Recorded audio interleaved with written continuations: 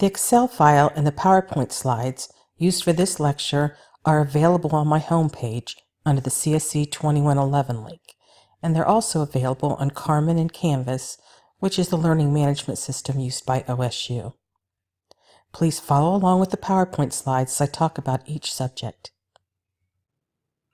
An Excel function is a preset formula that performs a calculation and returns that answer or the results in the cell. The syntax or the rules are the layout of the function. Equals function name, and then arguments surrounded by brackets. For example, here we have the sum function.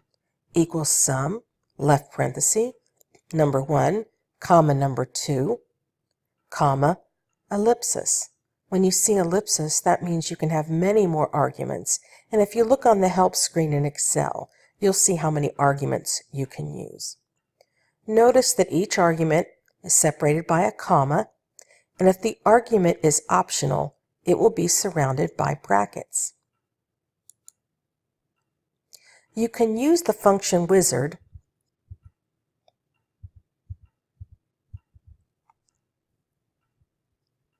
when walking through or creating these formulas. The function wizard is right here on the FX, and then you can use the different functions. We'll not be using this function wizard because I want you to learn how to type in the formulas and the arguments.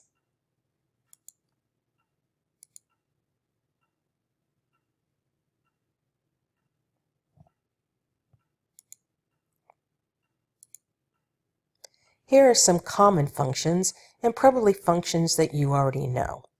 Let's look at these examples using our Excel file. Here we have some airfare, and we're going to sum it. So we type in equals sum. Notice you have some hints here. Tells you that number 1 is a required argument, and number 2 is optional, and you have many more arguments after that.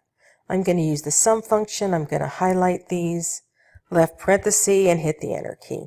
And there's the answer. The average function equals average.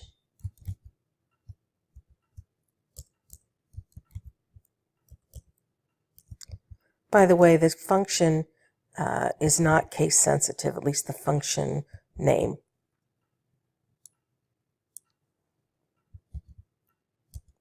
You have the min. I'm going to go ahead and use this auto sum over here just to show you the min. Again, we want to type in the formulas, but with these functions, I'm just going to get this set up or do it the easy way. You have min. And actually, I need to do a max here. So let's fix that. And there's our answer. Let's take a look at the count function. There are two variations to the count function, count and count A. The count function counts the number of numeric cells. So we type in equals count. The range is B1 to B7. And there's your answer. 1, 2, 3, 4, 5. The count A function counts the number of non-blank cells. So if we type in equals count A, B1 to B7, and the answer is 6. 1, 2, 3, 4, 5, 6. The round function rounds a number to the number of specified digits. 2 arguments and 2 arguments only, the number, and then the number of digits you want to round it to. Okay, if you want to round the number to the nearest 1 decimal place, you will put a 1 in as the second argument. If you want to round it to the nearest 2 decimal places, you will put a 2. If you want to round it to the nearest whole number, you will put a 0 as the second argument. Nearest tens, -1, and nearest hundreds, -2. Let's go ahead and look at an example here. equals round, left parenthesis. We're going to round the number in cell C2, comma, we're going to round it to the nearest 1 decimal place. I have the 1 here, so I can use that as the second argument. And then I'm going to copy this down, or fill handle it down. Here, I don't want to change the formatting, so I'm going to click on Fill Without Formatting. And if you notice, now each cell in this range is rounded to the nearest 1 decimal place, 2 decimal places, 0 decimal places, nearest 10, and nearest 100. Let's look at another example.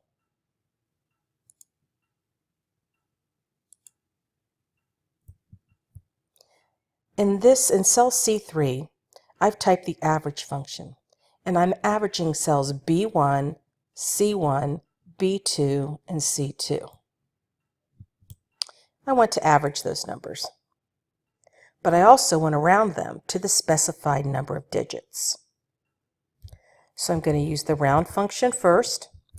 The number happens to be in cell C3. I'm going to use that. And what I round it to is going to be in cell D4. I want to round it to the nearest 1 decimal place. I hit the enter key. There you go. Now, I want to copy this down, but I want the number to stay the same here in C3. I'm going to put a $sign in front of the 3. Don't worry about that. We will talk about that later. Fill without formatting. And there's your answer. Now let's say I didn't have the average function in cell C3. I could also type it right here. My average range is B1 to C2. I'm going to round it to the first decimal place because I have cell D4. And I need to put a parenthesis right here. And I'll show you why.